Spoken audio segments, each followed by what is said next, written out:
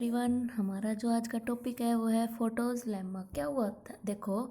हाँ जी, पांचाल साहब का एक मैसेज आया था कि मैडम थर्ड फोर्थ के नोट्स दे दो, तो जी लिखने में टाइम लगता है, आप भी मानते हो।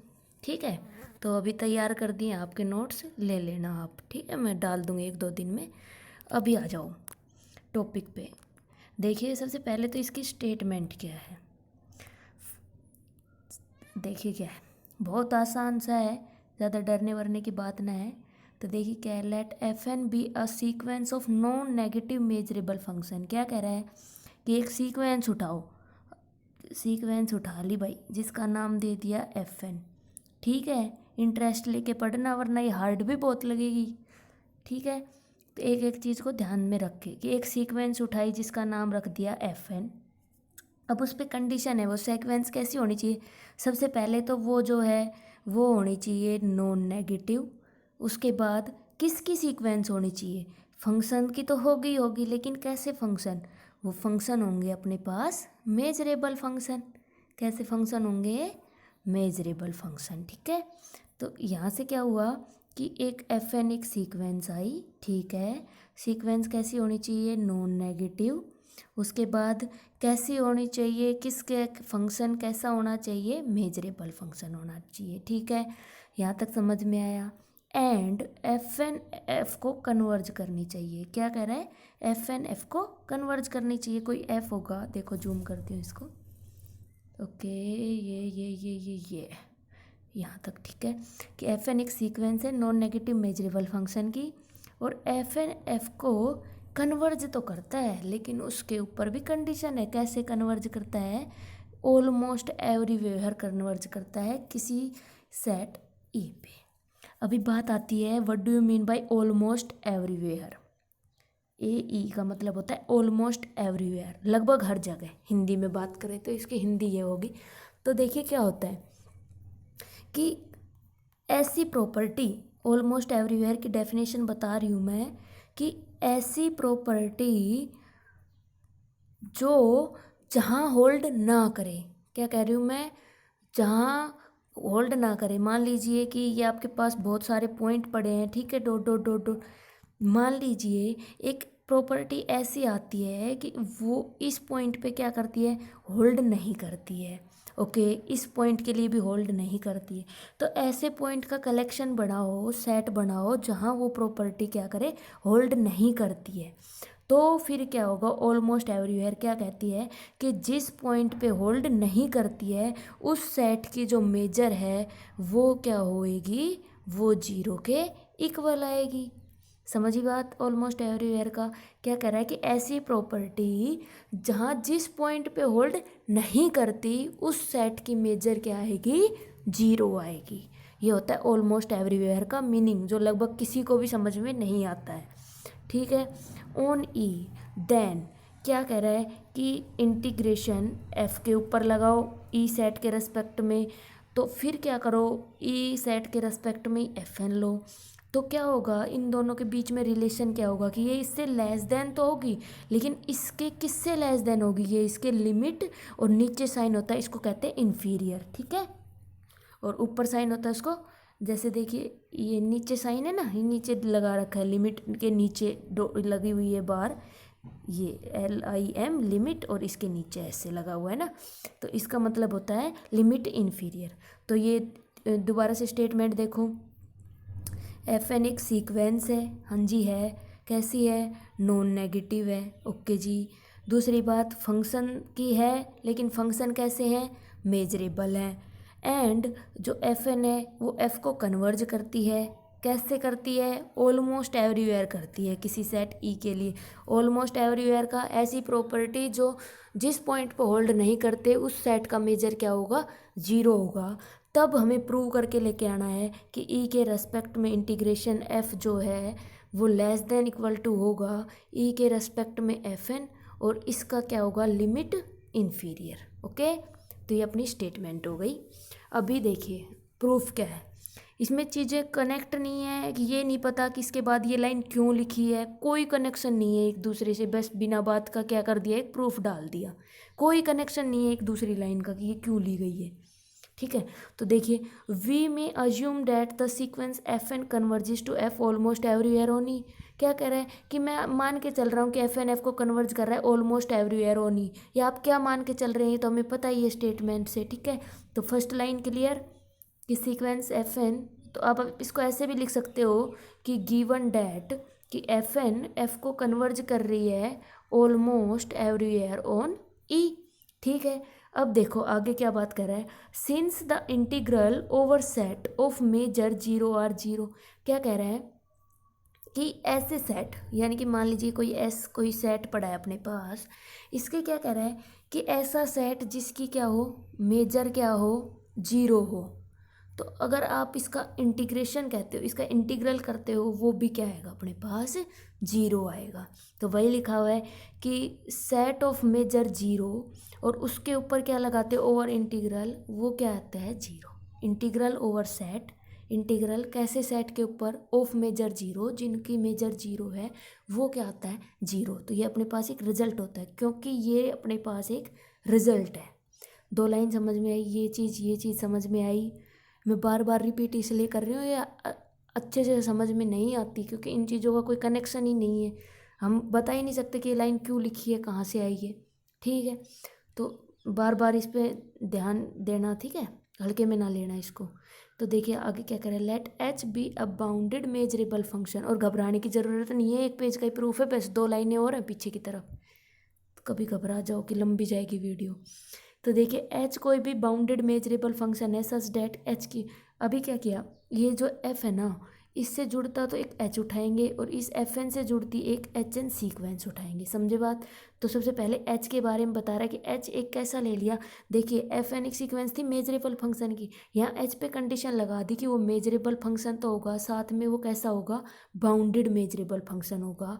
और दूसरी बात क्या कह रहा है कि एच की वैल्यू जो है वो या तो एफ के इक्वल आएगी या उससे छोटी आएगी, समझे बात।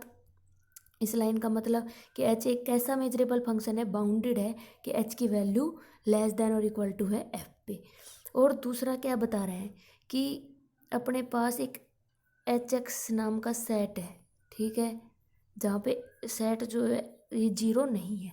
तो अब जो अगर इसकी आप मेजर लेते हो, वो मेजर मेरी क्या आएगी, फाइनाइट आएगी। समझे इस बात को, पढ़ना आया कि x such that H x जो है जीरो ना हो, और उसकी अगर आप मेजर लेते हो तो वो मेरी क्या है, फाइनाइट। तो ये दो चीज़ें मान के चला है, एच क्या है और ये कंडीशन सेट वाली। यहाँ तक कुछ समझ में आया। देखो एफ एन एक sequentially non negative measurable function की, एफ एन एफ को कन्वर्ज करता है ऑलमोस्ट एवरीवेयर ओनी। तो ये चीज़ हमें प्रूव करके लेके आनी थी। तो हमें एक चीज़ तो पता है कि एफ एन एफ को कन्वर्ज करती है। फिर क्या हुआ, integral over set of measure zero zero होता है, कि ऐसे सेट जिनकी मेजर जीरो है तो उनका इंटीग्रेशन भी जीरो होगा। एच एक बाउंडेड मेजरेबल फंक्शन उठाए सच डेट एच की वैल्यू एफ के बराबर ही है, उससे छोटी है। और X such that X X not equal to zero, और उसकी मेजर लेते हैं वो क्या है, मेरी फाइनाइट है। ठीक है, ये पेज क्लियर। बस ये यहाँ इस पेज में कुछ नहीं है, ये बाहर रामायण होली जितनी होनी थी। अभी यहाँ देखो, अभी जो आप सेट मान के चल के आए ना, यही X X belongs to E, set E से लिया गया कोई पॉइंट कि H X not equal to zero, इस सेट का नाम क्या रख दिया इन्होंने, ई डैश। अभी अभी जो आप मान के आए हो उसका नाम कोई सेट को ई डैश से डिनोट कर दिया। अभी मैंने बताया था कि एक एच मान रहा है और एक एच एन मान रहा है। अब बात आती है एच एन की, कि एच एन एक्स किसको मान रहा है, सीक्वेंस ऑफ फंक्शन। कैसे लिए, कि जो आपका एच एक्स जो है और एक एफ एन एक्स है, अपने पास दो चीज़ें, इनका जो मिनिमम होगा वो जो है किसके इक्वल आएगा, एच एन एक्स के। दो चीज़ें अज्यूम की, तो क्या कह रहा है कि एच एन जो है मेरा यहाँ से क्या है, बाउंडेड है। और दूसरी बात क्या कह रहा है कि जब एच एन एक्स पे लिमिट लगाते हैं, limit N tends to infinity H N X, तो क्या होगा, एच एन एक्स की वैल्यू रखो, एच एन एक्स की वैल्यू रख दी मिनिमम ऑफ एच एक्स और एफ एन एक्स, और ये लिमिट अप्लाई कर दी। फिर देखो क्या हो रहा है कि यहाँ एच एक्स पे एन तो है नहीं कहीं, तो इस पे तो लिमिट अप्लाई होगी नहीं। यहाँ एफ एन एक्स दिख रहा है तो लिमिट अंदर चली गई एफ एन एक्स के पास, और limit N tends to infinity F N X किसके इक्वल होता है, एफ एक्स के, बाई बाउंडेड कन्वर्जेंस थ्योरम। अभी दिखाऊंगी बाउंडेड कन्वर्जेंस थ्योरम की स्टेटमेंट, ठीक है। तो यहाँ से क्या हुआ एच एक्स और इसकी वैल्यू क्या आ गई एफ एक्स। तो मिनिमम देखो अभी आप अज्यूम करके चले हो कि एच की वैल्यू या तो एफ के इक्वल है या इससे छोटी है, तो इन दोनों में से मिनिमम कौन सा होगा एच होगा, छोटा कौन सा होगा एच होगा। तो यहीं इससे इसकी वैल्यू क्या आ गई एच एक्स। ठीक है, फिर से रिपीट कर देती हूँ। देखो जो सेट मान के चले उसको ई डैश ले लिया, ठीक है, उसके बाद एक सीक्वेंस ली एच एन एक्स नाम दिया जिसको किसका एच एक्स और एफ एन एक्स के मिनिमम की सीक्वेंस बाउंडेड, दोनों इस पे लिमिट अप्लाई की तो एच एक्स पे तो लिमिट लगनी नहीं है, एफ एन एक्स पे लगी, इसकी वैल्यू एफ एक्स आ गई, दोनों में से छोटा कौन है एच एक्स है बाय आवर अजम्पशन।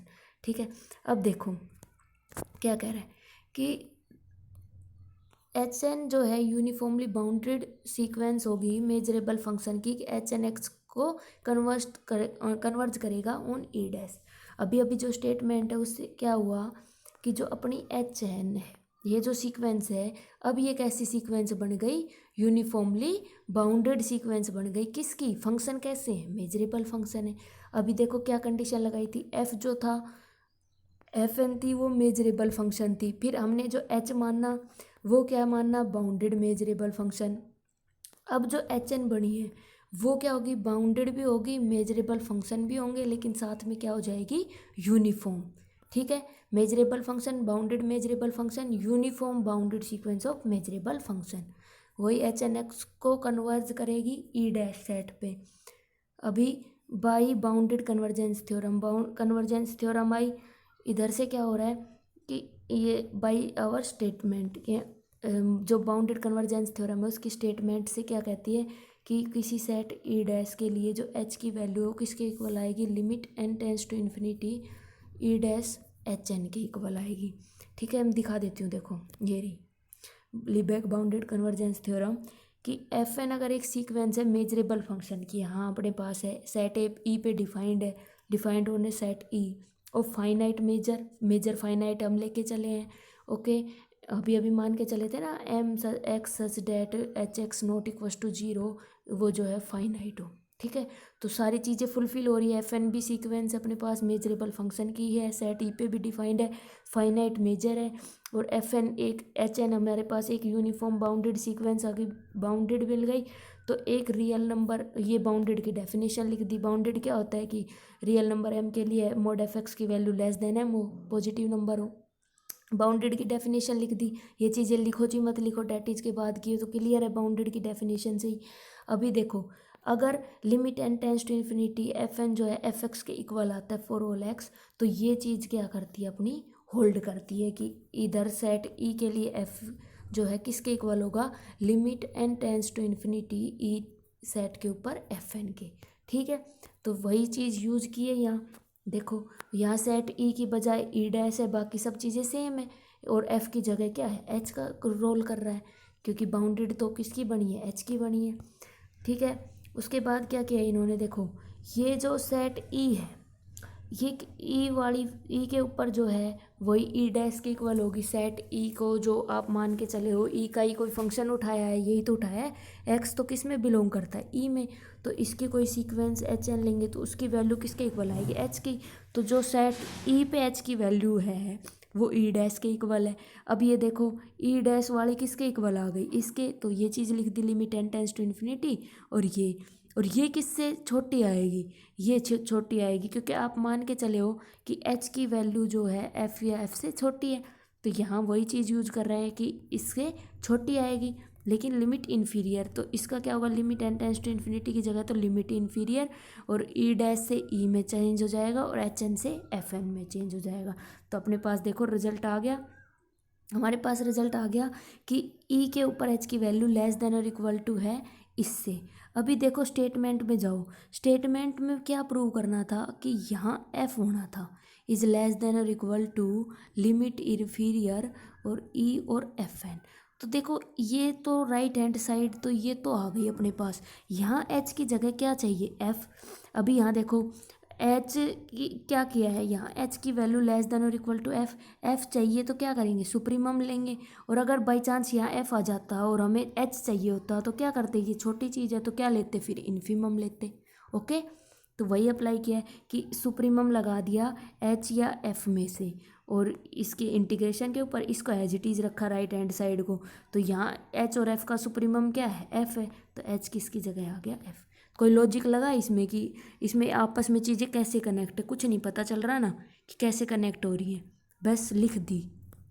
ओके, तो अब भी कोई डाउट हो तो पूछ लेना कमेंट करके। Take care, bye.